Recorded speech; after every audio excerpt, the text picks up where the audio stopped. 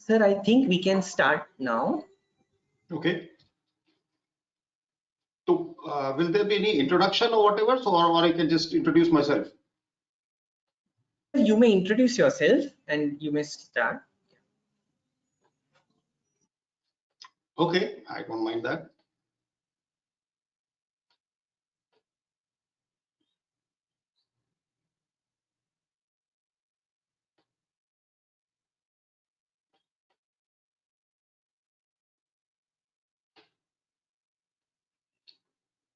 Can we get started? Yes.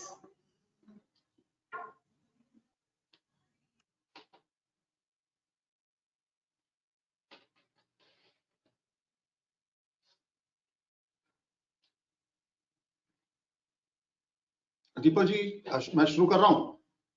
Yes. हाँ sir, कर दीजिए। ओके। नमस्कार एंड वेलकम।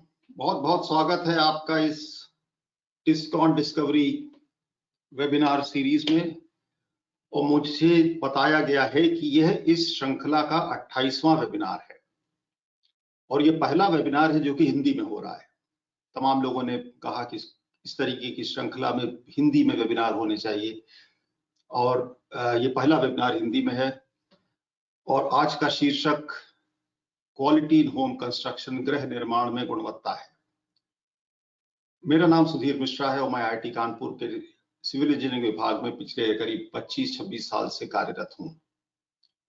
इसके पहले मैंने कुछ दिन जापान में कुछ काम 4-5 साल काम किया, 3-4 साल इंडिया में काम किया था, उसके बीच में कहीं PhD की और अब कानपुर में कार्यरत हूं।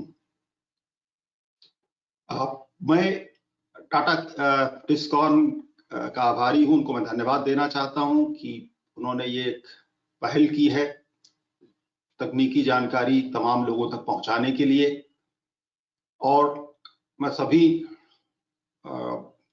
श्रोताओं का, दर्शकों का, जिन लोगों ने समय निकाला है इस वेबिनार में आने के लिए, उनका धन्यवाद देना चाहता हूं कि उन्होंने समय निकाला अपने व्यस्त शेड्यूल से। और यद्यपि ये वेबिनार हिंदी में है और मुझसे कहा गया है कि आप यथासंभव हिंदी का प्रयोग करें, लेकिन आपसे मैं क्षमा चाहूंगा कि शायद ये हो ना पाएगा। मैं कोशिश करेंगे कि हिंदी ही बोलें, लेकिन हिंदी के अलावा अगर अंग्रेजी बोलनी पड़ती है, बोलते हैं, तो थोड़ी क्षमा करें। हम अगली बार अगर किसी वक्त मौका मिलेगा तो और बेहतर हिंदी बोलने की कोशिश करेंगे। स्लाइड जहां तक हैं वो सब अंग्रेजी में हैं, क्योंकि स्लाइड्स हिंदी में बना पाना मेरी क्षमता के बाहर था। तो मैंने बहुत आसान सी स्लाइड बनाई है, बहुत आसान सी कहानी आज आपको सुनाऊंगा। और अंत में एक वेबिनार सर्वे होगा। तभी सभी लोगों से मेरा अनुरोध है कि वो लोग अपना माइक्रोफोन म्यूट कर दें ताकि कोई बाधा हम लोगों को सुनने में, बाकी लोगों को सुनने में ना हो। और एक बात और है कि सेमिनार के बारे में या सेमिनार में जो बात कही जा रही है वेबिनार में, उसके बारे में अगर आपकी कुछ टिप्पणी हो या कोई प्रश्न हो, वो आप क्वेश्चन बॉक्स में शायद लिख सकते हैं, उसको आप अवश्य लिख दें। प्रयास किया जाएगा कि हम उस पर सेमिनार के अंत में चर्चा कर सके। मैं कितना उत्तर दे पाऊंगा ये तो मैं नहीं कह सकता हूं, लेकिन हाँ, कोशिश अवश्य करूंगा। तो आइए अब हम लोग अपनी बातचीत आज की शुरू करते हैं क्वालिटी इन होम कंस्ट्रक्शन, गृह निर्माण में गुणवत्ता के बारे में। क्वालिटी इन होम कंस्ट्रक्शन, हमारा जो डिस्कशन है आज का, वो अर्बन हाउसिंग के परिप्रेक्ष्य में होगा। रूरल हाउसिंग के बारे में मुझे जानकारी नहीं है, मैं उतना जानता नहीं हूं उसके बारे में, तो वो चीज शायद आज के इस वेबिनार के बैकड्रॉप में नहीं आएगी। लेकिन जो बात मैं कहूंगा वो उसमें भी उतनी ही एप्लीकेबल होगी, ऐसा मेरा मानना है, मुझे आशा विश्वास है। अर्बन जो हाउसिंग इस वक्त हमारे देश में हो रही है उसमें दो तरीके के घर हैं विशेष रूप से। एक तो बंगलो स्टाइल हाउसिंग है जिसमें कि इंडिपेंडेंट हाउसिंग है, लोग अलग अलग घर हैं उनके, और फ्लैट टाइप हाउसिंग बन रही है, मल्टी स्टोरी हाउसिंग बन रही है। और आज की जो चर्चा है वो फ्लैट और मल्टी स्टोरी हाउसिंग जो कि बहुत अधिक कॉमन हो रही है, ज्यादातर वही बन रहे हैं। बंगलो स्टाइल घर अब कम होते जा रहे हैं धीरे धीरे, बड़े शहरों में, छोटे शहरों में भी कम हो रहे हैं। तो फ्लैट और मल्टी स्टोरी के परिप्रेक्ष्य में अधिक है, लेकिन गुणवत्ता एक ऐसा मसला है, एक ऐसी बात है जो कि घर से बहुत दूर, या तमाम हर पहलू में, हर आयाम में उसका एप्लीकेशन है, उसके बारे में सोचने की आवश्यकता है, विशेष रूप से भारत में। यद्यपि ये तस्वीरें भवन निर्माण की नहीं है, लेकिन ये निर्माण के दौरान निर्माणाधीन स्ट्रक्चर्स में हुई दुर्घटनाओं की हैं। ये सभी भारत की हैं। आप लोगों में से कई लोग इनको पहचान सकेंगे शायद, और इनको देखकर बहुत दुख भी होता है, बहुत गुस्सा भी आती है कि क्या हम लोग इंजीनियर होकर के हम इस तरीके के कहां चूक जाते हैं कि ये दुर्घटनाएं होती हैं। चाहे वो कोई गर्डर का कोलैप्स हो, चाहे वो, ये सभी गर्डर के कोलैप्स के आसपास की चीजें हैं, और जान माल की क्षति होती है, दुख होता है। एज अ शिक्षक के रूप में मुझे विशेष रूप से दुख होता है कि हमारे ही द्वारा पढ़ाए गए विद्यार्थी, हमारे ही द्वारा पढ़ाए गए विद्यार्थी अभियंता हैं, और क्या हमारे पढ़ाने में कोई चूक हुई जिससे कि कहीं पे कुछ तो हुआ जिसकी वजह से इस तरीके की दुर्घटनाएं, मैं रोज तो नहीं कहूंगा लेकिन हाँ अक्सर होती हैं। विचार कीजिए, सोचिए इसके बारे में कि कहां चूक हो जाती है कि इस तरीके की दुर्घटनाएं होती हैं। और इसमें सिविल इंजीनियरिंग, आर्किटेक्चरल इंजीनियरिंग का जो एक रोल है वो प्रत्यक्ष रूप में सामने आता है, पूरे समाज में उजागर होता है कि सिविल इंजीनियर को, कि सबको पता है कि सिविल इंजीनियर्स ही इस तरीके के कार्यों में उनका सेंट्रल रोल है, उनका केंद्रीय रोल है, और उस रिस्पॉन्सिबिलिटी को वो बखूबी निभा नहीं पा रहे हैं, नहीं इन केस में नहीं निभा पाए, ये तो प्रत्यक्ष है। कारण कुछ भी हो, मैं कारणों में नहीं जाना चाहता हूं, मैं एक ब्लेम गेम की बात नहीं हो रही है। अब आइए हम लोग करते हैं बातें कुछ फ्लैट के बारे में, घरों के बारे में, जो कि शायद आप कहेंगे कि आज की थीम का एक अभिन्न अंग है। ये कुछ फोटोग्राफ्स हैं, अभी कुछ महीने पहले ली गई हैं। एक बिल्डिंग बन रही थी, कुछ फ्लैट थे, तो फ्लैट ओनर जिसकी बिल्डिंग थी वो दिल्ली में था, फ्लैट कहीं और बन रहा था। उसने कहा हमें टेक ओवर करना है, तो बिल्डर ने कहा हाँ बिल्कुल तैयार है आपका फ्लैट, आप आ जाइए टेक ओवर कर लीजिए। उसने कहा हम पूजा करेंगे, कुछ करेंगे। उसने कहा बिल्कुल वहां पे सब सेट है, आप आ जाइए, बस हम आपको चाबी देना चाहते हैं। और जब ये ओनर साहब वहां पहुंचे तो उनकी जो फ्लैट की स्थिति थी वो आपके सामने दिख रही है कि ये फ्लैट की स्थिति थी यहाँ पर। अब मैं ये दिखाता हूं तो आपको शायद दिखाई पड़ेगा यहाँ पर कि इस तरह ये गंदगी है, जगह जगह गंदगी है, ये प्लास्टर लगा हुआ है, ये यहाँ पर सिंक लगना है भी सिंक लगा नहीं है, यहाँ पे फ्रेम के ऊपर ये सब क्रैक पड़ा हुआ है, टूट रहा है चौखट के ऊपर। उसी फ्लैट के दूसरी कुछ और फोटो है, आप ये देखिए यहाँ पर, ये बिजली का शायद पॉइंट, ये जो वहां पे मेन पॉइंट है वो ये है। उसके बाद जब इलेक्ट्रिकल का काम हुआ तो फिर ये कंडुइट वगैरह लगाए गए होंगे, तो कोई प्लास्टर छोड़ करके छोड़ दिया। यहाँ पर ये लाल निशान है जो ब्रिक का चूना, वो जो ब्रिक पाउडर निकला होगा, ये आप यहाँ भी देख सकते हैं, यहाँ देख सकते हैं। तो अब आप विचार ये है कि जो व्यक्ति 50-60 लाख रुपए, 70 लाख रुपए, 10 लाख रुपए की लागत की बात नहीं हो रही है, इतना पैसा लगाता है, वो उसकी जीवन पूंजी है, उसको लगा करके वो एक फ्लैट खरीदने जाता है, तो फ्लैट का जो ओनर है, बिल्डर है, क्या उसका दायित्व है या उसकी क्या एक रिस्पॉन्सिबिलिटी ये नहीं बनती है कि वो एक अच्छा फ्लैट, जो प्रेजेंटेबल फ्लैट, क्या यह देने के लिए उसने 40-50 या पाने के लिए उसने 40-50 लाख रुपए खर्च किए हैं? आप इस बात को सोचिए, या मैं इस बात को प्रस्तुत करता हूं आपके सामने एक सोचने के लिए कि जब हम एक 5,000 रुपए का मोबाइल 50 रुपए की कोई चीज खरीदने जाते हैं, तब तो हम गुणवत्ता के बारे में तमाम बात करते हैं कि इसका कैमरा ठीक नहीं है, इसकी मेमोरी ठीक नहीं है, इसकी बैटरी जल्दी खत्म हो जाती है। लेकिन हम 50 लाख रुपए का ये फ्लैट खरीदने जा रहे हैं, उसकी हम फ्लैट की चाबी लेने जा रहे हैं, और इस स्थिति में हमसे फ्लैट कहा जा रहा है कि आप ले लीजिए। तो कुछ विचार करने के लिए हमारे लिए है या नहीं है, इस पे केंद्रित है आज का ये डिस्कशन, जो कि मैं समझता हूं करीब 40-45 मिनट मुझे समय है मेरे पास, उतना ही समय मैं लूंगा। ये देखिए, ये दूसरे फ्लैट का है, ये उस फ्लैट का नहीं है मामला। ये पेंटिंग का हाल है, ये पेंटिंग करके कहा जा रहा है आप ले लीजिए इसको। अब भाई ऐसे कैसे काम चलेगा? कहीं तो चूक हो रही, क्यों चूक हो रही? तो ये एक एटीट्यूड की समस्या है मुझे लगता है। तो आगे चलते हैं। ये तो वो चीजें हैं जो कि दिखाई पड़ती हैं, चाहे वो प्लास्टर हो, चाहे वो पेंट हो वगैरह, ठीक है। अब मैं कुछ आपको अन्य उदाहरण देता हूं। ये कंक्रीट है जिसमें कि सरिया है, और आप देख रहे हैं कि इसको हम लोग तकनीकी भाषा में कहते हैं हनीकॉम्ब। ये हनीकॉम्ब हो गया, ये हनीकॉम्ब।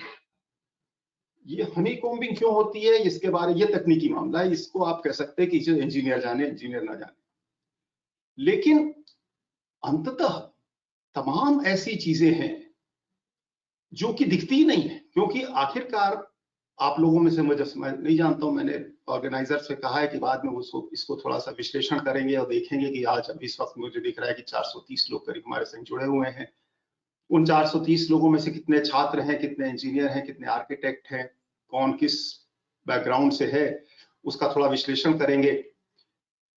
तो आप देखेंगे कि तमाम चीजें हैं जो कि आप लोग रोज देखते हैं, और क्या आपको ये आदत सी हो गई है, या हमको आदत सी हो गई है कि ये तो ऐसे ही होता है। तो अगर ऐसे ही होता है तो फिर तो ऐसे ही होता रहेगा, उसको ठीक करने की आवश्यकता है। तो उसको ठीक करने के लिए किसी के पास कोई जादू की छड़ी नहीं है होता। अब इसमें करेंगे, किया क्या जाएगा? आप लोगों में से जो बिल्डर हैं, जो प्रैक्टिसिंग इंजीनियर हैं, आर्किटेक्ट हैं, वो लोग कहेंगे इसमें क्या है, इसको तो हम प्लास्टर कर देंगे, मोर्टर लगा देंगे। तो प्लास्टर कर देंगे, मोर्टर लगा देंगे, क्या ये एक सही सॉल्यूशन है? ये इस तरीके का काम हमने पहले तो किया, उसको ढक दिया। तो क्या ये करना सही है, गलत है? कितना सही है, कितनी बार सही है? 100 कॉलम थे, 100 जगह पे था, उसमें एक जगह ऐसा हुआ, ठीक है, 50 जगह ऐसा होता है कि नहीं होता है? मैं उस बात पर चर्चा नहीं करना चाहता। मैं चाहता हूं सिर्फ एक उदाहरण के रूप में मैंने ये आपके सामने रखा है कि तमाम ऐसी जगह हैं जहां पर कि आपको गुणवत्ता के जो माप हैं वो दिखते ही नहीं है।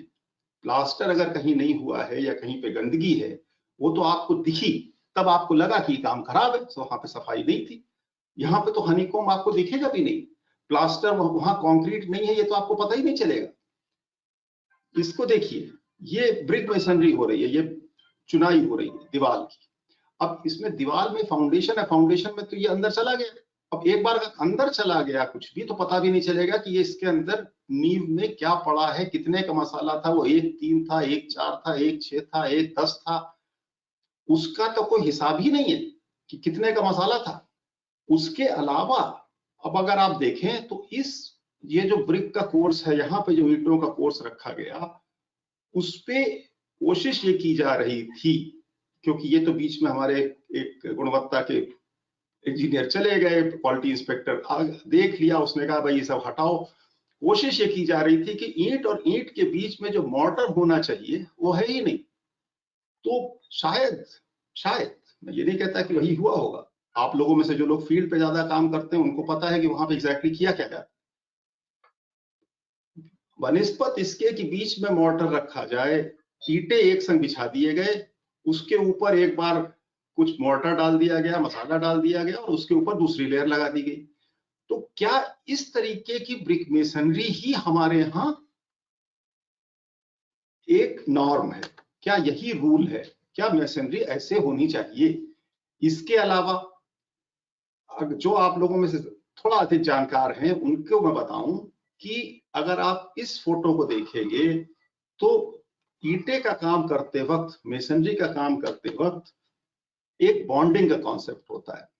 उस बॉन्डिंग के कॉन्सेप्ट में ये जो जोड़ है, ये जोड़ एक संग नहीं आने चाहिए। जो यहाँ पे लगभग एक संग आ रहे हैं वो ऐसा नहीं होना चाहिए। उसका एक उदाहरण ये है। अब आप इनको देखें तो ये जो जोड़ जो है ये लगभग एक सा आ रहा है, ये सब एक लाइन में जोड़ हैं। तो ये चीज नहीं होनी चाहिए। ये किताबों में लिखा हुआ है, अगर आपने किताबें पढ़ी हैं। थोड़े बहुत ईंटे टूटे होना, ये ईंटा यहाँ पे टूटा है, वो कहीं ईंटा यहाँ पे टूटा है, तो ईंटे टूटे होना वो ठीक है, लेकिन आप ये देख रहे हैं कि बीच में कहीं पर भी जो मसाला होना चाहिए वो है नहीं। अब ये सब गुणवत्ता के उदाहरण हैं, खराब काम के उदाहरण हैं, और ये एक बार काम ढक दिया जाएगा तो पता भी नहीं चलेगा। सिविल इंजीनियरिंग और आर्किटेक्चर का जो एक सबसे बड़ा आर्किटेक्ट प्रोफेशन के बारे में है कि सिविल इंजीनियरिंग, अब चाहे इसकी रिस्पॉन्सिबिलिटी किसकी है उसकी मैं चर्चा नहीं कर रहा हूं, मैं उसको, ये कोई विच हंट नहीं हो रही है, मैं किसी वो एक फैक्ट फाइंडिंग टाइप की बातें नहीं कर रहा हूं। बात ये हो रही है कि क्या इस तरीके का काम करने के लिए ये जो मेसन हमारा खड़ा हुआ है यही जिम्मेदार है। मैं नहीं समझता कि इस मेसन को जिम्मेदार कर ठहराना बहुत उचित होगा। बात यह है कि लेकिन मेसन अगर को हम जिम्मेदार नहीं ठहराए तो किसको ठहराए। आप कहिए कि इंजीनियर, अब इंजीनियर जो भी इंजीनियर वहां पे इंस्पेक्शन कर रहा है तो क्या वो हर दीवार पर, हर ईंट पर बैठा रहेगा कि नहीं साहब ये ऐसे नहीं होना चाहिए, वैसे नहीं होना चाहिए। अच्छा, और भवन निर्माण जब होता है उसमें सिविल इंजीनियरिंग और ये ईंटा और सरिया और कंक्रीट और इस तरीके के काम के अलावा तमाम और काम होते हैं। इलेक्ट्रिशियन का काम होता है, प्लम्बर का काम होता है, इलेक्ट्रिशियन का काम होता है, कारपेंटर का काम होता है, पेंटर का काम होता है। तो ये सब लोग, ये हमारे संग इतनी ज्यादा स्किल्स जुड़ी हुई हैं भवन निर्माण में कि उन स्किल्स का, उन कारीगरों का गुणवत्ता के प्रति, गुणवत्ता में इतना अधिक और इतना महत्वपूर्ण योगदान है कि जब तक हम उनके योगदान को समझेंगे नहीं, उनके योगदान को उचित श्रेष्ठता नहीं देंगे, तब तक ये सोच पाना कि हमारे भवन निर्माण में गुणवत्ता आ जाएगी, यह मात्र एक सपना है। और इसके बारे में और भी मैं बताऊंगा आपको भी कि इंजीनियर से आप जो अपेक्षा करते हैं, इंजीनियर वो करने में सक्षम है भी कि नहीं है, उस पर भी एक अलग से विचार करता हूं मैं भी अभी आपके साथ करता हूं। तो ये बात तो हुई कुछ फोटोग्राफ्स की, जिसके माध्यम से मैंने आपको ये बताने की कोशिश की कि भवन निर्माण की गुणवत्ता में तमाम पहलू हैं। कारीगरों का रोल बहुत ही महत्वपूर्ण है, उसको आप छोड़ नहीं सकते, छोड़ना नहीं चाहिए, कभी नहीं छोड़ना चाहिए। इंजीनियरों के पास कोई गुणवत्ता में कोई किसी के पास जादू की छड़ी नहीं है कि हमने जादू की छड़ी घुमा दी और बड़ा अच्छा भवन बन गया, ऐसा नहीं होगा। उसके लिए हम सभी लोगों को प्रयास करना होगा, मतलब सभी स्टेक होल्डर्स को। उसकी भी चर्चा मैं थोड़ा सा करता हूँ आपसे। और जब ये बात हुई थी तो मैं आपको एक बहुत इंटरेस्टिंग बात बताना चाहता हूँ इसी वेबिनार के बारे में। वो ये है कि जब ये वेबिनार हुआ कि हिंदी में होना है और आप अगर कर सकते हैं कि नहीं कर सकते, मैंने कहा ठीक है मैं कोशिश कर सकता हूँ। और मैंने कुछ टॉपिक दिया, तो फिर उसके बाद जब टॉपिक मेरे पास वापस आया तो ये पता चला भवन, होम कंस्ट्रक्शन और गुणवत्ता के बारे में आया। तो अब मुझे लगा कि मैं होम कंस्ट्रक्शन के बारे में कैसे बात करूं, तो मुझे होम कंस्ट्रक्शन के बारे में उतनी जानकारी नहीं है। लेकिन फिर मैंने जो आपके स्क्रीन पे शायद अगर आप स्लाइड देख रहे होंगे तो दाहिनी तरफ एक नीचे एक लोगो आ रहा है, टिस्कॉन डिस्कवरी का, ये वेबिनार का जो लोगो है उसको मैंने ध्यान से देखा और उसमें नीचे ये लिखा हुआ था, a webinar series to inspire India's best architects and engineers and architects. इसको पढ़ने से मुझे बड़ा मतलब ढांढस मिला, मुझे रास्ता दिखा कि एक शिक्षक होने के नाते और एक शिक्षण संस्थान से जुड़े हुए होने के नाते ये अगर थीम है जिसके की अंतर्गत तमाम वेबिनार हो रहे हैं जिसमें कि एक थ्रस्ट इस बात पर है कि भारत के तमाम इंजीनियर और आर्किटेक्ट्स को कुछ बताया जाए, तो मुझे लगा कि ठीक है, तब तो कुछ बात बनती है कि हम लोग उस पर चर्चा कर सकते हैं। तो ये जो चर्चा है वो भवन निर्माण तो ठीक है और उसमें गुणवत्ता है, लेकिन भवन निर्माण मात्र की नहीं है। ये एक आप कहिए संदेश है, एक आह्वान है आप सभी लोगों से कि हम लोग सब जब तक जुड़कर गुणवत्ता की ओर काम नहीं करेंगे तब तक गुणवत्ता होने वाली नहीं है। एक चीज मैं आपको बता दूं कि हम लोग गुणवत्ता की बात करते हैं और सोचते हैं कि सब सस्ते में हो जाए। ऐसा भी नहीं होगा। गुणवत्ता के साथ उसकी एक कॉस्ट होती है और इस ग्राफ में उस कॉस्ट को दर्शाया गया है।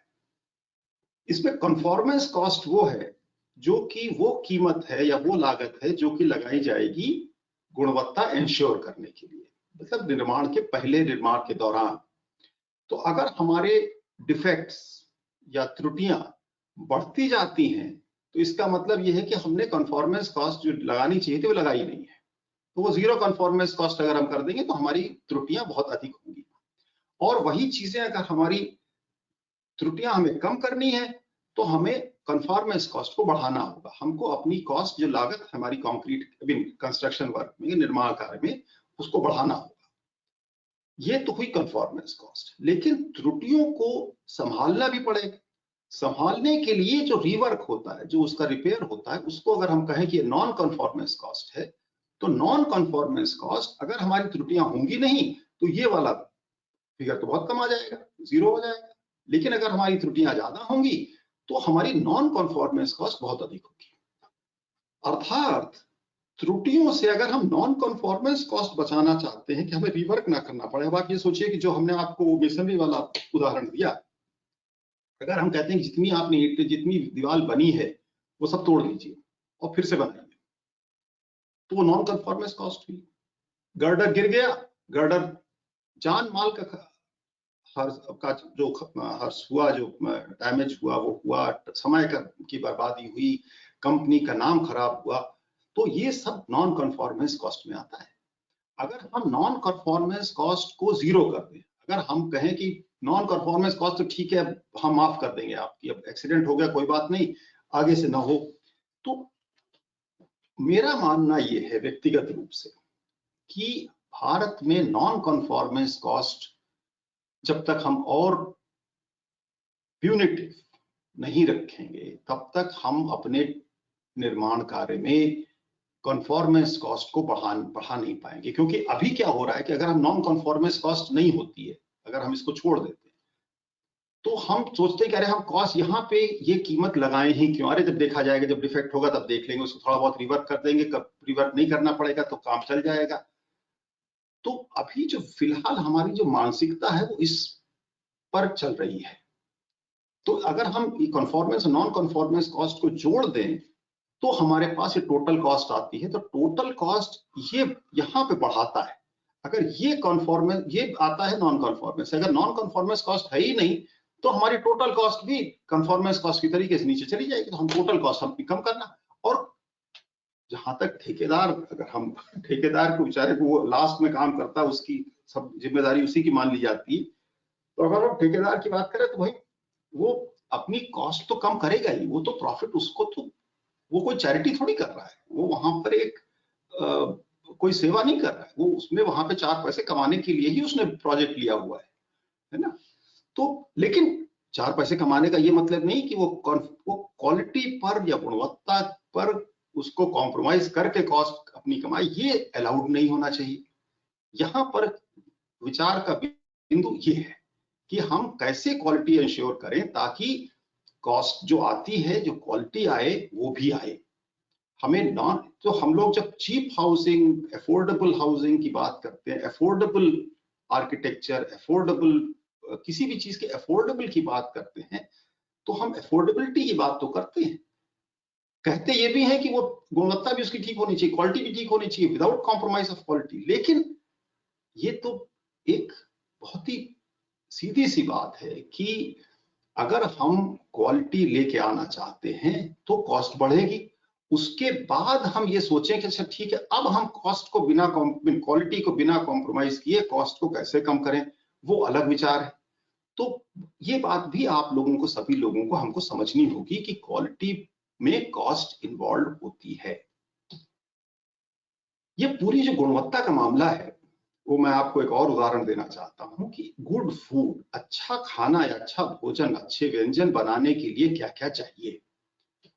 आपको अच्छे रॉ मटेरियल चाहिए, अच्छी रेसिपी चाहिए, अच्छे इक्विपमेंट चाहिए कि अगर आपको प्रेशर कुकर है, ओवन है, माइक्रोवेव है कि वो 900 डिग्री पे आधे घंटे हो सके, फिर 800 डिग्री कम कर दें तो ये हो जाए, तो वो प्रोग्रामेबल हो, तब हम कहें कि हमें एक अच्छा सा केक बना के बन जाए तो बड़ी अच्छी बात है। लेकिन इन सब से क्या अच्छा केक बनेगा? इन सब से मात्र से अगर अच्छा केक बनता होता तब तो बड़ा मुश्किल था, वो तो कंप्यूटर पे बन जाता। एक शेफ की बहुत बड़ी आवश्यकता होती, जो कि ये देखे रहता है कि रॉ मटेरियल, रेसिपी और इक्विपमेंट का बैलेंस क्या होगा। आज का रॉ मटेरियल थोड़ा सा पका है, थोड़ा सा कच्चा है, थोड़ा सा ये है वो है, उसमें रेसिपी में अगर उसमें कहीं लिखा हुआ है कि 2 मिनट करना चाहिए तो क्या आज 1.5 मिनट करने से चलेगा? कहीं 2 मिनट लिखा है तो क्या 2 मिनट 10 सेकंड करने से चलेगा? अगर हमारे पास ये इक्विपमेंट नहीं है तो क्या दूसरे इक्विपमेंट से हम काम करेंगे, तब क्या करना होगा? तो वो शेफ का जो जजमेंट है, वो उस व्यक्ति का जजमेंट होता है जो कि पूरे प्रोसेस को, हर चीज को समझता है। तो ये तो है गुड फूड की बात, अच्छी गुणवत्ता के व्यंजन। क्या इस बात को अगर हम इंजीनियरिंग में ले जाएं और अच्छे निर्माण कार्य की बात करें, तो मोर और लेस लगभग यही सब चीजें सामने आएगी। रॉ मटेरियल हम भी यूज करते हैं कंस्ट्रक्शन में, निर्माण में सीमेंट यूज करते हैं, हम सरिया यूज करते हैं, ईंटें यूज करते हैं। उसके बाद हम कुछ चीजें ऐसी यूज करते हैं जो कि फैक्ट्री में बनी होती हैं, जैसे नल, सैनिटरी फिटिंग्स, बिजली के फिक्सचर, बिजली के तार। लेकिन उन सब को लेकर आकर के हम फैक्ट्री, अपने घर पे उस साइट के ऊपर असेंबल करते हैं, है ना। तो मच लाइक द शेफ कि जो रॉ मटेरियल खरीद के लाया जाता है, उसको वो उस अपनी किचन में, जो कि उसका कार्य क्षेत्र है, वहां पर रेसिपी दे करके बनाता है। अच्छा, हमारे यहाँ what to do, how to do, उसको इन रॉ मटेरियल का कैसे करें, तरह तरह की चीजें लिखी हुई है कि आप कंक्रीट को ऐसे बनाइए, मोटर को ऐसे बनाइए, ब्रिक मशीनरी ऐसे होगी, सरिया ऐसे प्लेस की जाएगी। तो वो किताब में सब लिखा हुआ है। अगर आपने किताबें पढ़ी हैं तो आप किताब से जान सकते हैं। इक्विपमेंट आपको चाहिए, आपको तरह तरह के मिक्सर चाहिए, तरह तरह के वाइब्रेटर चाहिए, तो कारपेंटर के अपने टूल्स हैं, प्लम्बर के अपने टूल्स हैं, तो वो इक्विपमेंट की बात। लेकिन इन सब के साथ में आपको इंजीनियर चाहिए जो कि इन सब चीजों को एक तरीके से जोड़ सके कि इन सब को हम कैसे जोड़ दें और एक जो एक्सेप्टेबल क्वालिटी है, जिस क्वालिटी की दरकार है, उसको कैसे हम प्रोवाइड कर सके यूजर के लिए। तो construction integrates factory made products and made in Situ. तो वो यही बात मैं आपसे कह रहा था कि कुछ चीजें हम लोग साइट पे बनाते हैं, जैसे कंक्रीट साइट पे बनती है, रेडीमिक्स कंक्रीट प्लांट से आजकल आने लगी है, तो वो साइट पे हम लेके आते हैं, उसको प्लेस करते हैं। लेकिन तमाम चीजें हम फैक्ट्री बनी हुई होती हैं जो कि हम अपने भवन निर्माण की साइट पर लेके आते हैं, सरिया है, नल है वगैरह। तो उनको हम इंटीग्रेट करते हैं अपने भवन में। तो हम भी मटेरियल है, प्रोसेस कंपोनेंट है। हमारे यहाँ प्रोसेसेस बहुत सारे हैं। फ्लोरिंग करना एक प्रोसेस है, वायरिंग, इलेक्ट्रिकल वायरिंग करना एक प्रोसेस है, उसके कंपोनेंट्स हैं। तो इन सब चीजों को हम अपने निर्माण कार्य में करते हैं। अच्छा, और ये सिविल इंजीनियरिंग का ही पार्ट नहीं है, उसमें तमाम और लोग भी इन्वॉल्व है, इलेक्ट्रिकल वाले भी, इलेक्ट्रिकल इंजीनियरिंग भी इन्वॉल्व है, कुछ हद तक मैकेनिकल इन्वॉल्व है। क्योंकि भवन निर्माण में अगर सेंट्रल एयर कंडीशन बिल्डिंग बननी है तो एयर कंडीशनिंग तो सिविल इंजीनियरिंग का भाग नहीं, लेकिन हाँ, भवन निर्माण का एक 70-80% जो कॉस्ट है सिविल इंजीनियरिंग होती है, 15-20%, कभी कभी 30% तक cost air conditioning, lift and so on, वो रिलेटेड एरियाज आते हैं, वहां पर भी जाती है। और उनकी गुणवत्ता भी कंपोनेंट भी तो मानी जाएगी। गुणवत्ता कोई सिविल इंजीनियरिंग की प्रोडक्ट थोड़ी है कि एक सिर्फ आपने दीवारें बड़ी अच्छी बनाई है लेकिन आपका जो इलेक्ट्रिकल का काम था वो तो बहुत खराब था, तो ये तो नहीं चलेगा। फिर हमें सिस्टम हमारे यहाँ है, तो हमें आवश्यकता इस बात की है कि हमारे यहाँ कुछ सिस्टम्स हों जिनसे कि हम न सिर्फ मटेरियल जैसे सीमेंट हो, चाहे सरिया हो, चाहे वो इलेक्ट्रिकल वायर हो, चाहे वो पंखा हो, उनको टेस्ट करें और एक्सेप्ट करें, बल्कि साथ साथ हर एक चीज के अपने अपने एक्सेप्टेंस क्राइटेरिया, और वो एक्सेप्टेंस क्राइटेरिया जो अगर हम टेक्निकल जो हमारी जो एजुकेशन सिस्टम है उसमें अगर हम देखते हैं तो मटेरियल्स के ऊपर तो काफी कुछ लिखा हुआ है कि सीमेंट ऐसी होनी चाहिए, ईटा ऐसा होना चाहिए, लेकिन फाइनल प्रोडक्ट क्या होगा उसके बारे में मैं मानता हूं कि दिक्कत है, गलत मतलब उसको लिखना मुश्किल है, लेकिन नहीं लिखना और उसके बारे में ये सोचना कि अगर हम मटेरियल बड़े अच्छे यूज करें तो हमारा जो प्रोडक्ट होगा बड़ा अच्छा होगा, ये एक भ्रामक है, ये नहीं माना जा सकता, ये तो बिल्कुल नहीं मान सकते। अगर हम अच्छा मटेरियल लेके, आप गुड फूड वाले एग्जांपल से आप देख लीजिए, बड़ी अच्छी आप रॉ मटेरियल लेके आ जाइए और फिर आप देखिए तमाशा, अगर आप उसमें अच्छी रेसिपी नहीं है, अच्छे इक्विपमेंट नहीं है, अच्छा शेफ नहीं है, तो आपके पास अच्छा प्रोडक्ट बनने की संभावना लगभग समाप्त हो जाती है। तो हमारे पास acceptance criteria, test method for components और सिस्टम सभी के लिए होना जरूरी है। अब आप एक उदाहरण देखिए, जो हमने आपको फ्लैट की पिक्चरें दिखाई, फोटो दिखाई थी, क्या वो फोटो देख करके हम एक्सेप्टेंस क्राइटेरिया पास करती है? फोटो कल को वो कह देगा हम झाड़ू लगा देते हैं, तो ये तो बात ठीक नहीं है। क्वालिटी जो घर की बात है उसमें हम लोग कहते हैं कि अभी तक जितना सब था वो एक तरीके का डिस्कशन था, दूसरी तरीके की बात हम शुरू करते हैं, वो है कि क्वालिटी की बात जब होती है तो प्लानिंग से शुरू होती है। प्लानिंग अर्थात योजना बनाना, उसको सोचना, उसके बारे में विचार करना, उसका डिजाइन करना कि क्या होगा, कितनी बड़ी कॉलम होंगी, कितनी बड़ी बीम होंगी, कहाँ कहाँ पे बड़े कमरे होंगे, छोटे कमरे होंगे, वो design, structural design, architectural design, electrical design, air conditioning design, हर तरीके का डिजाइन। उसके पहले उसका एक मोटा मोटा खाका, उसको हम कह सकते हैं प्लान। फिर आता है निर्माण और फिर आती है मेंटेनेंस। तो मेंटेनेंस की बात तो आज हम लोग बिल्कुल नहीं कर रहे हैं, लेकिन हम कहना ये चाहते थे मात्र कि यद्यपि हमारा जो अभी तक का डिस्कशन है वो कंस्ट्रक्शन या निर्माण के दौरान गुणवत्ता पर आधारित है, उस पर केंद्रित है, जिसमें कि हम मटेरियल्स की बात कर रहे हैं, प्रोसेस की बात कर रहे हैं, प्लम्बर्स की बात कर रहे हैं, वर्कमैनशिप की बात कर रहे हैं, कारीगरी की बात कर रहे हैं, लेकिन साथ साथ में गुणवत्ता में यह भी बहुत जरूरी है कि जो डिजाइन के एस्पेक्ट्स हैं, जो डिजाइन के पहलू हैं, जिसमें कि फ्लैट का लेआउट क्या होगा, क्या ये बिल्डिंग अर्थक्वेक रेजिस्टेंट है, फायर रेजिस्टेंट है, तो कोई आपको जब बिल्डर होता है उसके बारे में चर्चा करेंगे, कोई बिल्डर है वो बताता है कि फायर रेजिस्टेंट बिल्डिंग है या अर्थक्वेक रेजिस्टेंट है, तो उसका मतलब क्या है, तो एज अ यूजर आप उससे क्या समझते हैं, तो अगर उसने किया है कि नहीं किया, उस चीज को कैसे इंप्लीमेंट किया गया है।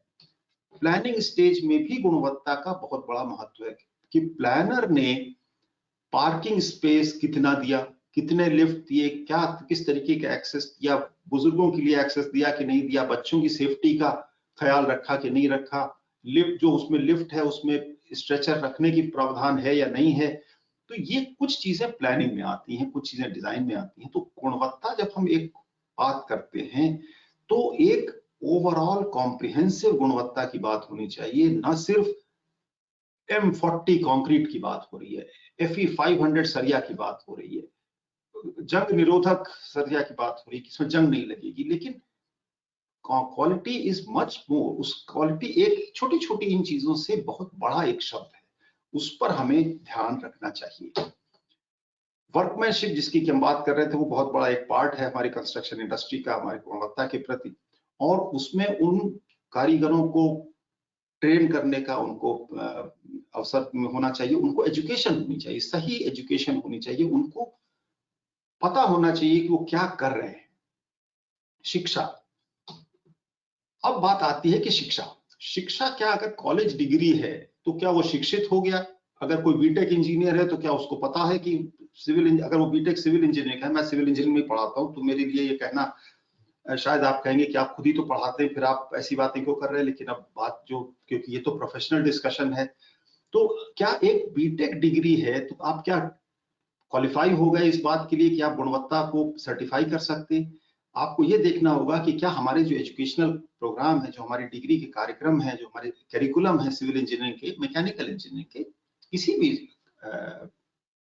सब्जेक्ट के, क्या वो प्रोफेशनल गोल्स के साथ अलाइंड हैं? उनके जो उनकी अपेक्षा है प्रोफेशनल गोल की, क्या उसको मीट करता है हमारा इंजीनियर? अगर हम कहते हैं कि, और उसके तमाम पहलू हैं इस डिस्कशन के। अगर कोई कंस्ट्रक्शन कंपनी है, वो कहती है कि हमें एक ऐसा इंजीनियर चाहिए जो कि साइट पर इंस्पेक्शन कर सके, तो हम उसके लिए एक अलग से एजुकेशनल प्रोग्राम बनाएंगे। एक रिसर्च इंस्टीट्यूशन है, वो चाहती है कि हम, या एक डिजाइन कंपनी है, वो चाहती है एक ऐसा इंजीनियर हो जो डिजाइन कर सके। एक प्लानिंग कंपनी है कि ऐसा इंजीनियर हो जो प्लान कर सके। तो क्या हमारा जो एजुकेशनल करिकुलम है, पाठ्यक्रम है, वो पाठ्यक्रम इन तीनों डिमांड्स को फुलफिल करने के लिए सक्षम है? मैं आपको बता दूं, ऐसा नहीं है। हमारे पाठ्यक्रम इन तीनों डिमांड्स को एक संग सेटिस्फाई करने के लिए सक्षम नहीं है। तो अब उनको सक्षम करने के लिए क्या करना चाहिए, क्या नहीं करना चाहिए, उसकी सबकी अपनी अपनी लिमिटेशन है। तो उसके बारे में हम अंत में चर्चा करेंगे कि कैसे, कहां से शुरू करेंगे। हम लोग कहते रह सकते हैं कि भाई ये होना चाहिए, वो होना चाहिए, हमें कुछ नहीं करना है, लेकिन आपको ये करना चाहिए। अभी जो हमारे मित्र हैं, बिल्डर हैं, डिजाइन कंपनी के हैं, वो हमसे कहते हैं कि ये तो एजुकेशनल प्रोग्राम में आपको इनकॉर्पोरेट कर देना चाहिए, आपको सबको जो है कैड सिखा देना चाहिए। आपको सब ऐसा कैसे होता है कि आईटी के इंजीनियर हैं, आईटी से वो, उनको प्राइमावेरा चलाना नहीं आता, उनको ऑटो कैड वो चला नहीं पाते हैं, आप उनको बिम नहीं आता है। अब मैं उनसे कुछ कह नहीं पाता हूं, क्योंकि उस रोल में मैं उनसे क्या कहूं। लेकिन अब वेबिनार के माध्यम से मैं कहना चाहता हूं कि हमारी अपनी व्यवस्थाएं हैं, हमारी अपनी लिमिटेशन है, जिसकी वजह से हम तमाम चीजों को इनकॉर्पोरेट नहीं कर सकते हैं। उसके लिए एक जो आंसर है वो ये है, वो भी मैं आपको बताता हूं कि उसका क्या आंसर है, वो भी आएगा। हम लोग एक थोड़ी अपनी इस चर्चा से हटते हैं और बात करते हैं इंजीनियर। मेरा एक और जो व्यक्तिगत सोच है वो भी मैं आपके साथ साझा करना चाहता हूं कि इंजीनियरिंग और मेडिसिन, ये दोनों प्रैक्टिस ओरिएंटेड प्रोफेशन हैं। प्रैक्टिस ओरिएंटेड प्रोफेशन मतलब है कि इसमें विज्ञान है और उसके बाद अप्लाइड विज्ञान है। उस विज्ञान का समाज के लिए, समाज के हित के लिए उपयोग। तो इंजीनियरिंग में फिजिक्स, केमिस्ट्री, मैथमेटिक्स, केमिस्ट्री का कम होता है लेकिन कुछ पार्ट्स में होता है। सिविल इंजीनियरिंग में केमिस्ट्री का उपयोग कम है। तो फिजिक्स, केमिस्ट्री, मैथमेटिक्स है, इनका एप्लीकेशन इस civil engineering, mechanical engineering. Medicine में तमाम विज्ञान है, वहां पे बायोलॉजी है, एनाटॉमी है, फार्माकोलॉजी है, फिजियोलॉजी है, वह आदि। मैं मेडिसिन का छात्र नहीं हूं, मैं ज्यादा नहीं जानता। मैं डॉक्टर, आप लोगों में से अगर कोई डॉक्टर होगा या, तो मैं उससे क्षमा भी मांगना चाहता हूं अगर मेरे उदाहरण में कोई ऊपर नीचे होता है। लेकिन मैं समझता हूं कि आप मेरी उस बात को नजरअंदाज करें और उसको जो बात कही जा रही है उसके स्पिरिट को देखें, लेटर को ना देखें। तो ये दोनों प्रैक्टिस ओरिएंटेड है। लेकिन एजुकेशन सिस्टम जो इंजीनियरिंग का है और जो मेडिसिन का है वो बिल्कुल भिन्न है। भिन्न कैसे है? हॉस्पिटल जो होता है वो एक मेडिकल कॉलेज का अभिन्न अंग होता है। तो जो मेडिकल कॉलेज के छात्र छात्राएं हैं वो हॉस्पिटल में इंटर्न करते हैं। वो वहां पर जो चीज उनको, जिस चीज की थियरी क्लासरूम में पढ़ाई जाती है, वो उसका एप्लीकेशन तुरंत के तुरंत हॉस्पिटल में मरीजों को देख करके, उनसे उनकी डायग्नोसिस करके, उनके सिम्टम देख करके, उनकी दवा देख करके, उसको एक कॉम्प्रिहेंसिव एजुकेशन की ओर चलते होंगे। मैं समझता हूं, ऐसा मेरी ऐसी आशा है कि जो हम अगर ऐसा नहीं हो रहा है तो मामला बड़ा गंभीर है। उसके बारे में भी कभी आप सोच सकते हैं कि मैं क्या कह रहा हूं। सिविल इंजीनियरिंग की जो हमारे यहाँ पाठ्यक्रम है उसमें इस तरीके का प्रैक्टिकल कंपोनेंट है ही नहीं। ये मैं बिल्कुल, मतलब मुझे कोई कहते हुए गर्व नहीं हो रहा है इस बात का। मुझे बहुत ही संकोच के साथ मुझे ये एडमिट करना पड़ रहा है कि हमारे यहाँ प्रैक्टिकल कंपोनेंट कम है, नगण्य है, लगभग नहीं है। उसके तमाम कारण हैं, उस पर हम लोग अलग से विचार कर सकते हैं। लेकिन उससे इसका जो इम्प्लीकेशन गुणवत्ता पे होता है वो ये है कि जब सिविल इंजीनियरिंग का छात्र सिविल इंजीनियरिंग छात्र से हट करके सिविल इंजीनियर हो जाता है और साइट पे जाता है, तो उसने शायद कभी भी चुनाई देखी नहीं होती है। उसने कभी भी किसी बारबेंडर को सरिया बांधते हुए देखा नहीं होता है कि सरिया कॉलम में कैसे बांधी जाती है, बीम में कैसे बांधी जाती है, और बीम कॉलम जॉइंट पे जब सरिया आती है तो उसको कैसे बांधा जाता है। कभी कभी तो ऐसा होता है कि छात्र ने कभी कभी वो ड्राइंग ही नहीं पढ़ी होती, उसको ड्राइंग पढ़ना नहीं आता है। तो अब इस तरीके के छात्रों, आप लोग कह सकते हैं उस बात का, मैं मुझे कोई ऑब्वियसली मैं इस तरीके की बातें जब कह रहा हूं तो आप मुझसे कहेंगे कि सब आप तो फिर आपके यहाँ एजुकेशन में होता क्या है, उसके बारे में आपसे नहीं चर्चा करना चाहता हूँ, किसी और वक्त आप मुझे बताइएगा। तो फैक्ट है कि ये प्रैक्टिस ओरिएंटेड प्रोफेशन है। इसमें जब तक प्रैक्टिस और कारीगरी, यहाँ पे कारीगरी इन्वॉल्व है कि कारीगर जितने हैं, मेडिसिन प्रोफेशन के अपने कारीगर हैं, तो वो लोग अपनी तरीके से चलते हैं। तो लेकिन जब तक हमारे यहाँ ये प्रैक्टिकल ओरिएंटेशन को एक एम्प्लॉयबिलिटी बढ़ाने के लिए जब तक हम लेके नहीं आएंगे, तब तक गुणवत्ता के प्रति हमारा मामला गंभीर ही रहेगा। अब आती बात, ये सब इसको दूर कैसे करें, तो उसके लिए बहुत इंपॉर्टेंट है, बहुत आवश्यक है कंटिन्यू एजुकेशन, स्किल अपग्रेडेशन, कि जिस क्षेत्र में आप हैं उस क्षेत्र में अपनी स्किल को अपग्रेड करिए, उस क्षेत्र के बारे में, उसके बारे में आप जानिए, उसके लिए अपनी प्रॉब्लम समझिए और उसके सोल्यूशन ढूंढिए। तो इसके लिए मात्र कॉलेज एजुकेशन पर रिलाई करना कि आप बीटेक हैं इसलिए सब ठीक है, ऐसा नहीं चलेगा। वी हैव टू गो, उसके लिए हमें आगे बढ़ना पड़ेगा। जिस क्षेत्र में आप हैं, अगर आप डिजाइन कंपनी में तो डिजाइन के बारे में, कंस्ट्रक्शन में है तो कंस्ट्रक्शन के बारे में अधिक जानकारी के लिए आपको लगातार स्किल करना होगा अपने आप को। ये गार्डनर का कोट है कि excellence is doing ordinary things extraordinarily well. तो ऑर्डिनरी चीजों को एक्स्ट्राऑर्डिनरीली वेल अगर आप नहीं करते हैं, तब तक एक्सेलेंस नहीं हो पाएगी। हमारे सिविल इंजीनियरिंग जो बिल्डिंग कंस्ट्रक्शन है, उसमें तमाम स्टेक होल्डर होते हैं, बिल्डर हैं, रेगुलेटर हैं, रेजिडेंट्स हैं, जो कि ओनर यूजर हैं। तो इन सभी लोगों का अपना अपना दायित्व है, समय के साथ इनका दायित्व बदलता है। अगर हम इसको देखते हैं रोड कंस्ट्रक्शन या किसी पब्लिक प्रोजेक्ट में, तो स्टेक होल्डर्स तो थोड़े अलग होते हैं, contractor, designer, owner, regulator, user.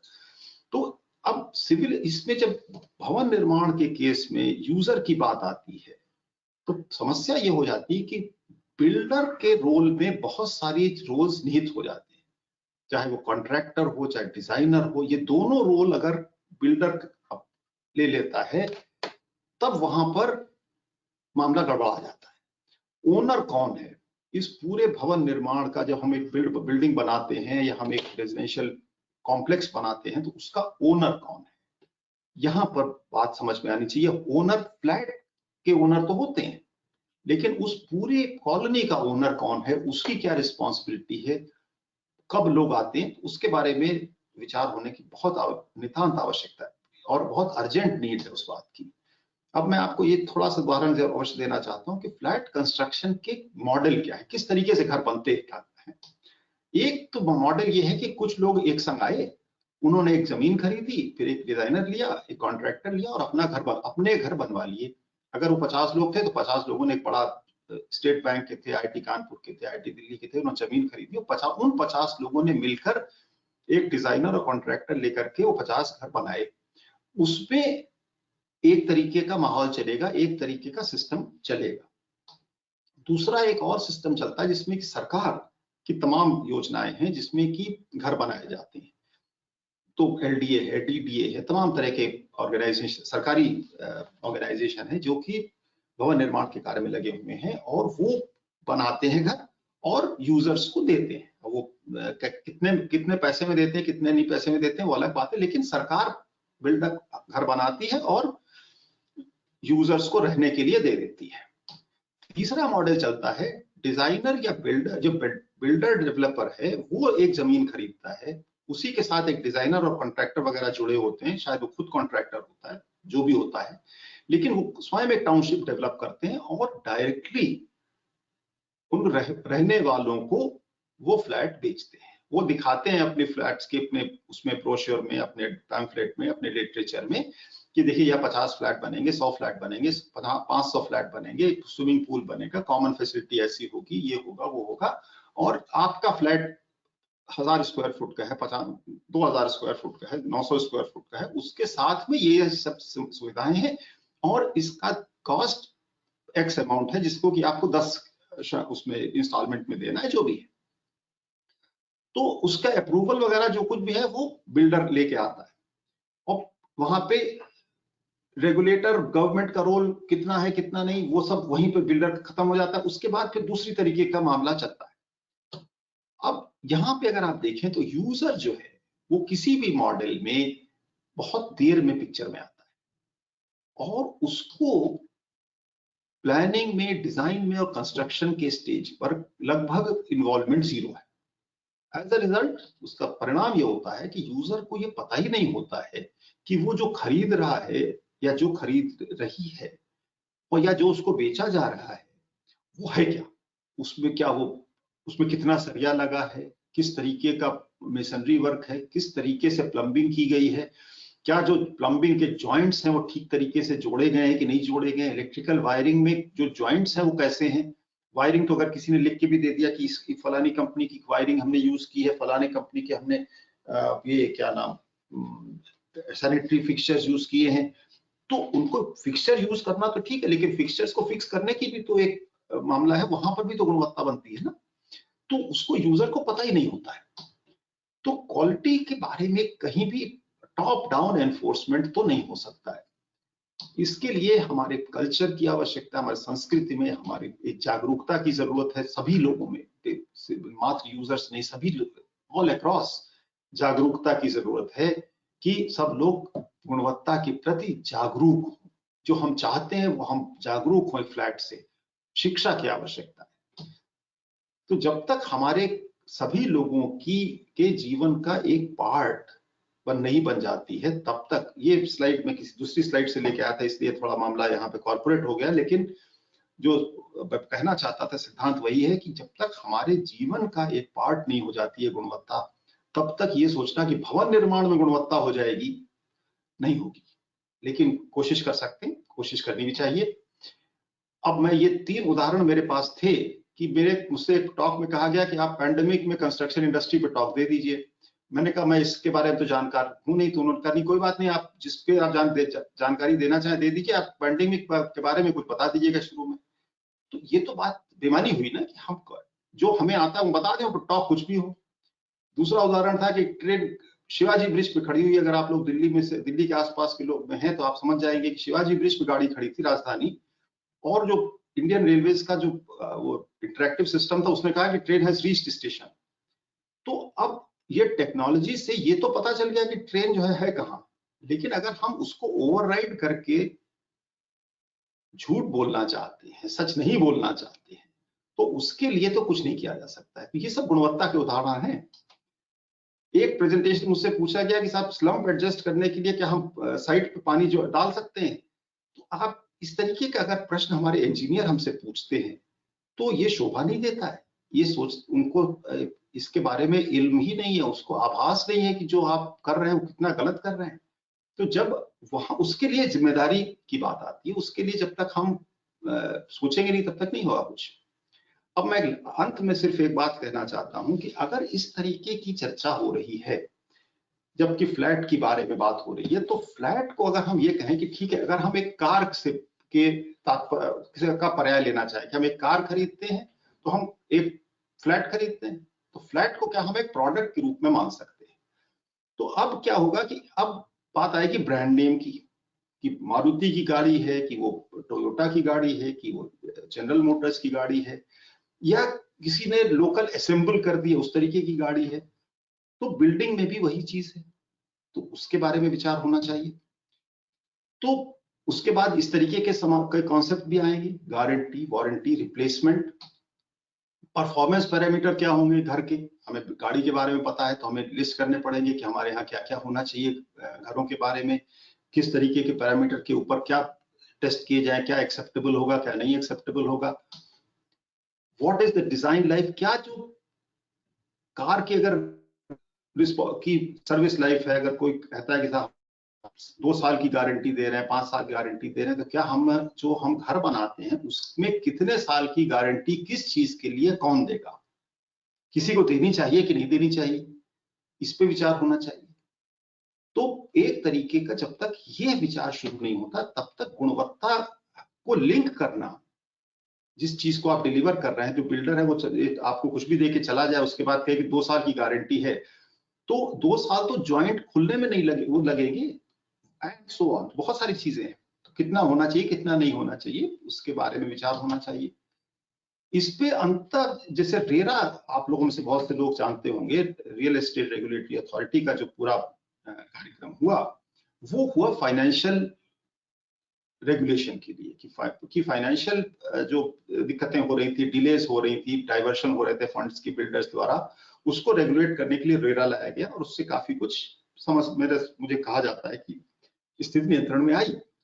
तो क्या हमको गुणवत्ता के लिए इसी प्रकार से एक इंडिपेंडेंट, एक सेपरेट क्वालिटी रेगुलेशन की एजेंसी की आवश्यकता है, जो कि हमारे रेजिडेंशियल निर्माण में, भवन निर्माण में, निर्माण कार्यों में गुणवत्ता की जांच करे, उसको रेगुलेट करने की कोशिश करे, उसके डिसीजन कॉन्ट्रैक्टर्स के ऊपर या जो भी बिल्डर हैं उनके ऊपर मान्य हो? ओपन क्वेश्चन है, इस पे कोई मेरा विचार, मैं प्रस्ताव रख सकता हूं, एक जन आधार बनाने की कोशिश हो सकती, चर्चा हो सकती है, वही मैं रख रहा हूं। लेकिन मैं सिर्फ ये कहूंगा कि इस पूरे प्रकरण के बाद कि एक हमारे यहाँ गुणवत्ता की समस्या तो है। अगर ये मैं मानता हूं, अगर आप सभी मानते हैं कि गुणवत्ता की समस्या है, तो ये मान लेना कि जिसको कि अंग्रेजी में लिखा है लैकेडाइसिकल अप्रोच टुवर्ड्स क्वालिटी, तो अगर ये हमारी जो एक सोच है, हमारा एक जो रवैया है, वो अगर थोड़ा ढीला है, तो अगर हम ये बात मान ले, तो शायद गुणवत्ता को बढ़ाने के लिए या उसके प्रति ये हमारा पहला कदम होगा। अगर हम इस कदम को उठाने के लिए तैयार हैं, तो ये एक जापानी कोतोवाजा है, कोतोवाजा कहते हैं मुहावरे को, तो सेनरी नो मिचिमो इप्पो करा, इप्पो योरी। मेरा जापान से बहुत निकट संबंध रहा है, मेरी पीएचडी जापान की है, तो ये जापानी एक मुहावरा है, उसको सेनरी नो मिचिमो इप्पो करा, जिसका कि अंग्रेजी में अर्थ है 1000 mile journey begins with the first step. तो कोई भी, चाहे लंबी एक चुनौती है, एक लंबा सफर है, चुनौती भरा सफर हो सकता है, डिफिकल्ट सफर हो सकता है, जिसमें तमाम बातों को निगोशिएट करना पड़ेगा, उनको तय करना होगा। लेकिन अगर हम मिल करके इस बात पर पहले सहमति बन जाए कि हाँ, गुणवत्ता को के प्रति हमें अपना रवैया ठीक करना है या गुणवत्ता चाहिए, तो शायद एक पहला कदम होगा हमारी इस, जो कि इसमें लिखा हुआ है 1000 माइल जर्नी का। इसके साथ मैं आपको बहुत बहुत धन्यवाद देना चाहता हूं। मेरे साथ इस समय जो है 463 लोग अभी भी जुड़े हुए हैं। मैं आप सभी लोगों का, उन 463 का, और शायद कुछ लोग और भी थे जो पहले नहीं, अब उनको शायद इंटरनेट के किसी कारण से अब हमारे साथ नहीं है यहाँ पे भी, उन सभी लोगों को मैं धन्यवाद देना चाहता हूँ, बहुत बहुत धन्यवाद। और अब मैं आपके क्वेश्चंस तो मैं क्या आंसर करूंगा, क्योंकि इसमें मैंने इस तरीके की कोई बात ही नहीं की जिसमें कि क्वेश्चन हो। लेकिन हाँ, आपके अगर कोई विचार है, कुछ टिप्पणी है, तो मैं उस पर वो अवश्य जानना चाहूंगा, और उसका जो भी होगा, जितना हो सकेगा, मैं उत्तर देने के प्रयास अवश्य करूंगा। बहुत बहुत धन्यवाद। तो दीपल जी, अब आगे का कैसे क्या कार्यक्रम होगा? जी सर, आप ये क्वेश्चंस का बॉक्स खोल सकते हैं, काफी सारे क्वेश्चंस आए हैं। आ गए हैं, बड़ी बात। अच्छा, मैं देखता हूँ अभी क्वेश्चंस का बॉक्स आया है। अच्छा, अब इसमें जो है बहुत सारे लोगों ने लिखा है, मैं समझता हूँ कि कई लोगों ने लिखा है इसमें। गुड इवनिंग एवरीबॉडी, ये तो चलो ठीक है, ये तो ठीक है, प्लीज स्पीक इन इंग्लिश। अब भाई देखिए, ये तो मैं नाम नहीं लेना चाहता हूं, लेकिन अक्ला राजेश जी ने कहा प्लीज स्पीक इन इंग्लिश। अब मैं अंग्रेजी में बोल तो जरूर सकता था, लेकिन आज का जो मैंडेट था वो था कि अंग्रेजी में मत बोलिए, हिंदी में बोलिए, तो मैं इसलिए हिंदी में बोल रहा था। उसके लिए मैं आपसे क्षमा चाहता हूँ। और आप भाई दीपल जी के माध्यम से मैं कह सकता हूँ कि अगर आप चाहें तो फिर हम लोग इसको या इसके आसपास की किसी सब्जेक्ट को अंग्रेजी में किसी समय कर सकते हैं। तो ये हुआ। फिर उसके बाद can you please explain in English also. मैं समझता हूँ कि ये तो दोनों भाषाओं में चलेंगे तो फिर तो समय अधिक लगेगा और कुछ नहीं मैं कर सकता था, लेकिन आज मैंने नहीं किया बहुत ज्यादा। उसके बाद I am an architect student, I wonder what happens if the building is expected to be done with new materials which are coming up for advancing, how to overcome that. ये चीज जो है, while working in Japan there was such experience with new material। अब मैं क्या बताऊं इसके, देखिए नए मटेरियल के बारे में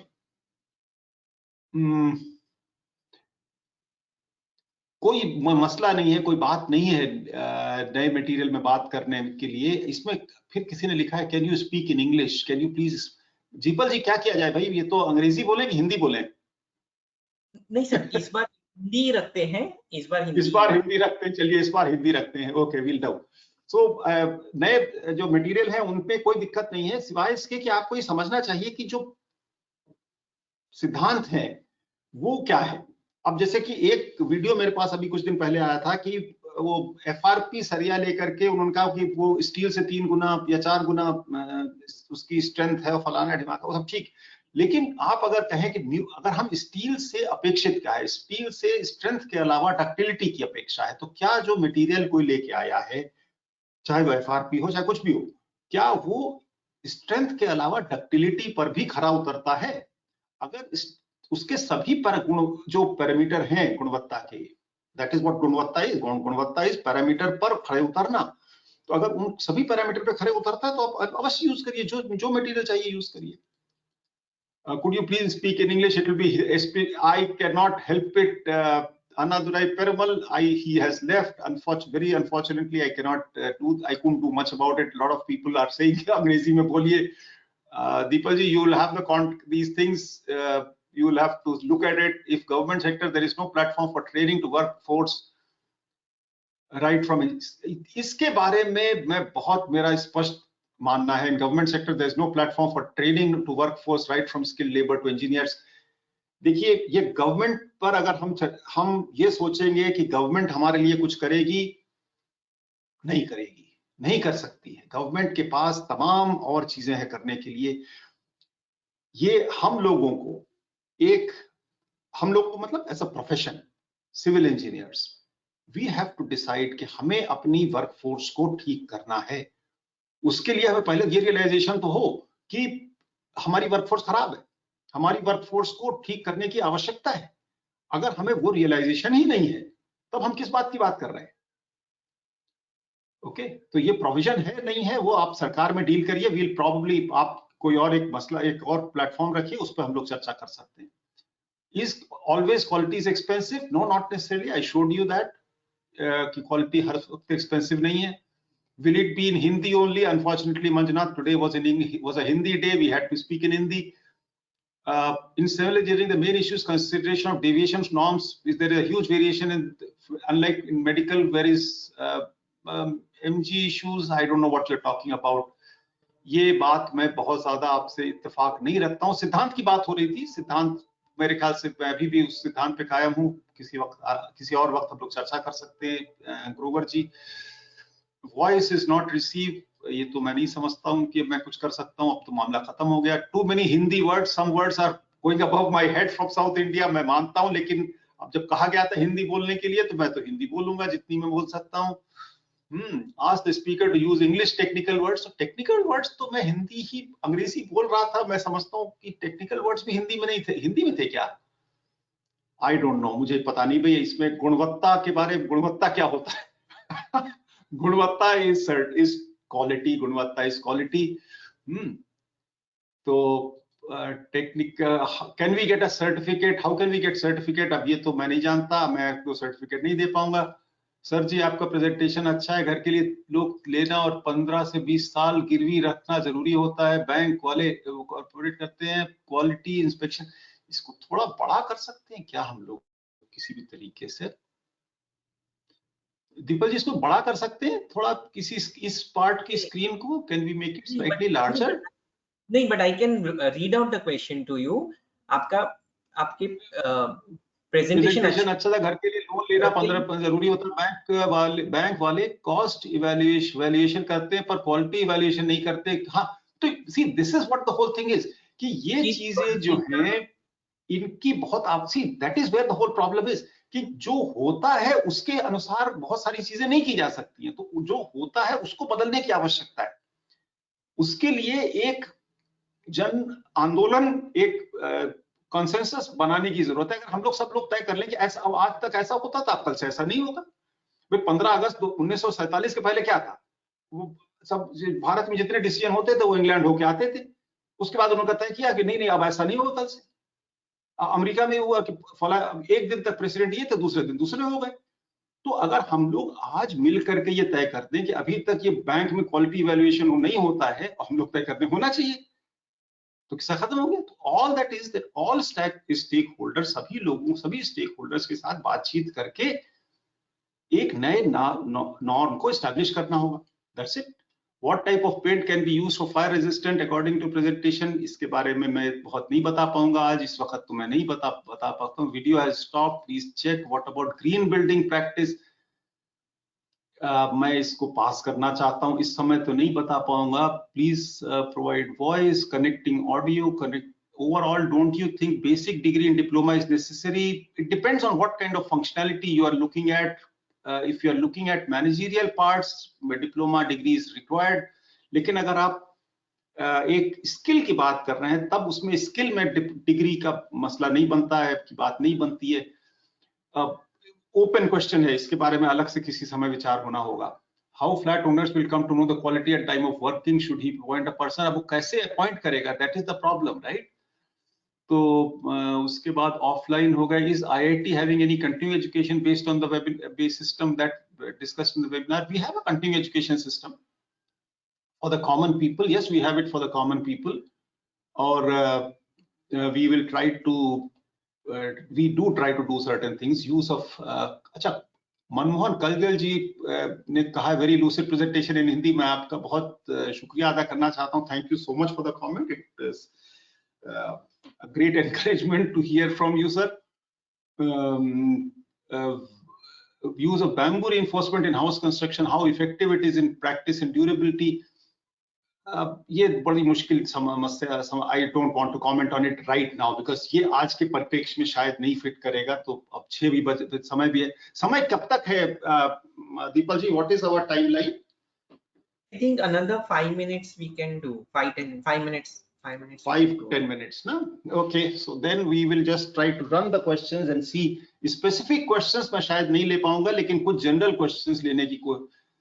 अब already some third party inspection agencies have come up in Bangalore. Yes, कलगल जी ने जो लिखा है बहुत महत्वपूर्ण है कि like I said कि अगर हम लोग आज तय कर ले कि सब बिल्डर्स हैं, चाहे वो भटिंडा है, भटिंडा मैंने सिर्फ इसलिए कहा कि मेरा एक छात्र भटिंडा से है, मैं उसको इसलिए मैं कह रहा हूँ। भटिंडा एक छोटा शहर है, बहुत बड़ा शहर नहीं है। छोटे शहर में सब बिल्डर ये तय कर लें कि अब से हम इस तरीके से काम करेंगे। हम अगर हमारी कॉस्ट नहीं निकलती है तो हम 50 लाख का फ्लैट 52 लाख कर देंगे, 54 लाख कर देंगे, लेकिन हम अच्छा काम करेंगे। थिंग्स विल चेंज, और वो एक केस स्टडी बन जाएगी, एक उदाहरण बन जाएगा सभी के लिए। They certify before handover, exactly that is what has to be done. उस तरीके का काम होना आवश्यक है। अगर हम उसको एक संस्थागत बना देते हैं तो it will become the part of it. अच्छे लाइफ साइकिल में मेंटेनेंस की जरूरत है। उसके आपकी सूचना, ये लाइफ साइकिल कॉस्ट की बात आज हमने नहीं की। मेंटेनेंस एक जगह लिखा था, उसके बाद फिर उसकी चर्चा नहीं की क्योंकि वो बहुत ही मुश्किल मसला है, बहुत ही इन्वॉल्व डिस्कशन है। बाद में कभी कर सकते हैं।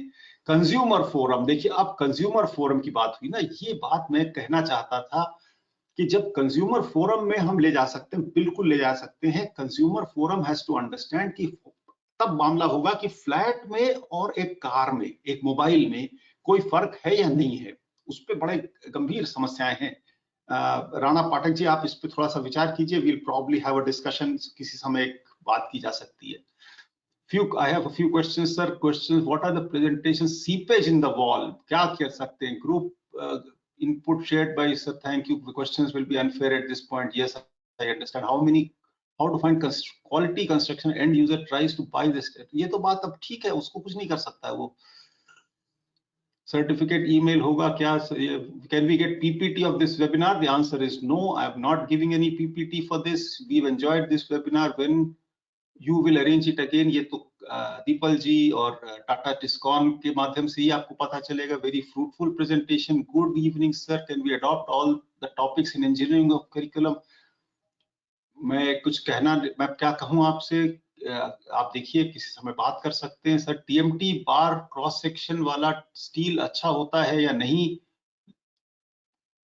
एक्स क्रॉस सेक्शन वाला बार पता नहीं, हाँ टीएमटी बार क्रॉस सेक्शन अगर है तब तो ठीक है, सभी जगह यूज होता है। Thank you sir, nicely presented. Then we have nice simple good examples, nice session, thank you sir. चलिए तो सब ठीक है, बहुत बहुत धन्यवाद। Sir you mention PhD in Japan, one of the countries which is known for worldwide quality in education system, can you inculcate this culture of quality? ये इतना आसान नहीं है, क्वालिटी कंट्रोल ये थोड़ा मतलब मुश्किल है। उसके बाद ये है, इन्होंने कहा कि manage this topic in Hindi, may be next time English subtitles. अब साइट देखिए, दो भी है, आप देख लीजिए sir. Seminar please always, no webinar session please must always Hindi. What's the difference between junior engineer, senior civil engineer? Practice knowledge in beginning, OPC, PPC और OPC, आप जो चाहिए यूज करिए, दोनों ही ठीक है। टाटा स्टील इतने रेट क्यों भी बढ़े हैं कि पता नहीं है। agree with quality regulator should be there. Okay, I'm an architect student, I have question civil engineer, architect, some concepts regarding construction, ठीक है। हिंदी में प्रश्न करेगा, आपको धन्यवाद, अभिवादन, ठीक है। फिर good presentation, please give some instruction how to reduce the cost of building construction. Okay, nicely point out we are missing out quality civil engineering. Very nicely explained, very excellent session. Share this total class in PDF or any other form. देखिए PDF तो या किसी भी form में मैं, या presentation तो मेरा शेयर करने का इरादा नहीं है। Please give your email ID. अब ईमेल आईडी कैसे, अब ठीक है, आप मेरा ईमेल आईडी शायद लास्ट स्लाइड में दिया हुआ था, smceitk@email.com, I mean @gmail.com। नहीं तो मेरा ईमेल आईडी तो शायद आपको मिल जाएगा, ढूंढेंगे सुधीर मिश्रा IIT कानपुर लिखेंगे तो। कंस्ट्रक्शन इंडस्ट्री में मटेरियल की वेस्टेज बहुत है, बड़ा इशू है। टिप्पणी पता नहीं, जो बहुत इशू है उसको देखना चाहिए। Through DGQC application we are trying to solve all these problems. देखिए DGQC ये सब जितने टेक्नोलॉजी बेस्ड एप्लीकेशन है वो सब अपनी जगह है, मैं मानता हूं, लेकिन अंततः जब तक वो लास्ट मेसन जो वहां पे सज्जन खड़े हुए थे, वो जब तक उनके अंदर एक क्वालिटी के प्रति कमिटमेंट नहीं आएगा, तब तक क्वालिटी होने से रही, ये तो बात तय है। Okay, curriculum, but do you please don't, you didn't talk about the testing of construction work. Is testing required? Of course it's required. When everybody knows design is important factor, why don't people hire architects? There is so much unawareness. Energetic webinar, sir. There is no space for identification of quality workforce. My thought is that all developers should submit test reports of all quality documents to the buyer, so that ठीक है, तो आप requirement बनाइए, उसके बाद buyer उसको समझे, है ना। तो ये these are the kind of things, इसी तरीके की बातें हैं जिस पर कि एक प्रोफेशनल कॉन्सेंसस बनना चाहिए। Impossible structural design, no questions, there are some suggestions. तो ठीक है, सजेशंस हैं तो फिर there are several codes but they're not being followed up. Code होने के बाद फॉलो ना करना, तो ये तो फिर इसके लिए तो मैं कुछ नहीं कर सकता हूँ ना, कोई भी कुछ नहीं कर सकता है। अगर हमें पता है कि मैं ये करना नहीं चाहिए, अगर आपके डायबिटीज है और आपसे कहा गया है कि आप शुगर नहीं मत खाइए और आप शुगर खाते हैं, तो उसके लिए डॉक्टर क्या करेगा? See that is the whole, that is the way I would give you an example. How dependent are we on workers? How can we incorporate generate skilled workers? Well, I mean, if you think there are no carpenters, no good carpenters, open a carpentering school और carpenters train करिए, as simple. Masons train करिए, certification program बनाइए, किसने रोका है? आप ITI में होता है, ITI के जो आर्टिजन है, प्रॉब्लम हमारे यहाँ ये है कि वो सब हेल्पर से, वो क्या लेबर से हेल्पर से आर्टिजन बन जाते हैं, तो ऐसे तो नहीं चलेगा। FRP rods can be used in certain places, ठीक है, वो अपनी what such codes institute like ours, we have problem things. Can we use bamboos in columns? I don't want to comment on that. I'm an architect, want to know about strength, durability and ductility. Bamboo, ये आज की समस्या का, आज की जो talk है उसका वो नहीं है focus. my answer is the dear sir, maintain quality. My answer, what's your answer on this? मैं आपकी बात से आधा सहमत हो सकता हूँ। Maintain quality guarantee of the building by the client has to support. See problem क्या है कि क्लाइंट कौन है बिल्डिंग कंस्ट्रक्शन का, यही तो सबसे बड़ी समस्या है। अगर क्लाइंट ही तय हो जाए तब तो खेल खत्म हो जाएगा। आप सोच के देखिए कि क्लाइंट कौन है। अगर आप फ्लैट बन रहा है, फ्लैट 50 फ्लैट्स का 100 फ्लैट का टाउनशिप बन रहा है, तो उसका क्लाइंट कौन है?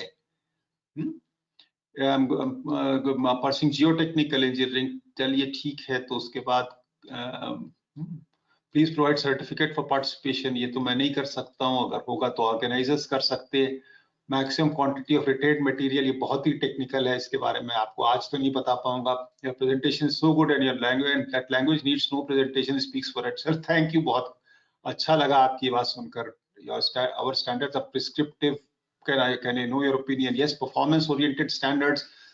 स्टैंडर्ड्स लिखना भी अपनी जगह है। स्टैंडर्ड्स पर मेरे अपने विचार हैं, मैं स्टैंडर्ड्स पे आज बात नहीं कर रहा था, लेकिन स्टैंडर्ड्स को फॉलो करने की अधिक आवश्यकता है। बिजनेस मैनेजर ऑफ डिस्कॉन, अच्छा, this is what it is. Okay fine, good to hear you from Neeraj Sharda ji. Then very good, nice presentation Arvind Vishwakarma, assistant professor, ठीक है, नाइस प्रेजेंटेशन। ओके, अरे यार ये तो खत्म ही नहीं हो रहा है भाई। दीपक जी, बहुत सारे लोगों ने लिखा हुआ है क्या ये कुछ? last 3 questions, you select 2-3 questions, last 3 questions. अब मैं बिल्कुल लास्ट में चला गया। Thank you sir. तो ये हो गया। फिर उसके बाद mechanical engineering domain, please arrange webinar again about mechanical engineering domain design. तो ये तो आपके लिए है, वेरी एक्सपेंसिव हिंदी। अब आप देख लीजिए कि इसमें से कुछ बात कहने की है तो हम कुछ कह देंगे, नहीं तो अब उसके बाद छोड़ देंगे। Steel always has rusted over. हाँ बताओ sir, we can end the webinar right now. We can end the webinar. All the government project duly rate on quality. अब इसके बारे ठीक है, आई थिंक मैं अब बहुत सारे क्वेश्चंस का आंसर मैं शायद नहीं दे पाया हूं, लेकिन मैं आपसे क्षमा ही मांग सकता हूं, और आपके जो ऑर्गेनाइजर हैं उनसे कह सकता हूं कि भाई आप देख लीजिए, अगर कोई इसमें बात करने लायक है तो फिर हम लोग उस पर किसी अन्य समय बात कर सकते हैं। और इसके साथ मैं आपका बहुत बहुत धन्यवाद देना चाहता हूं कि आप लोग हमारे संग जुड़े रहे, और अभी भी यहाँ पर कम से कम जो देखने को दिख रहा है उसमें 300 लोग अभी भी हैं। तो मैं उन सब लोग का तो विशेष रूप से धन्यवाद देना चाहता हूं कि वो अभी भी हमारे साथ हैं। और मैं समझता हूं कि जो इसको देखने से लग रहा है वो तो लग रहा है कि काफी लोगों को कम से कम बुरा तो नहीं लगा, बड़ा अच्छा लगा ये सब देख करके। Thank you so much for the opportunity and thanks to Tata Tiscon for इस प्लेटफॉर्म पे मुझे आमंत्रित करने के लिए और ये अवसर देने के लिए कि मैं अपने विचार तमाम लोगों के साथ साझा कर सकूं। धन्यवाद।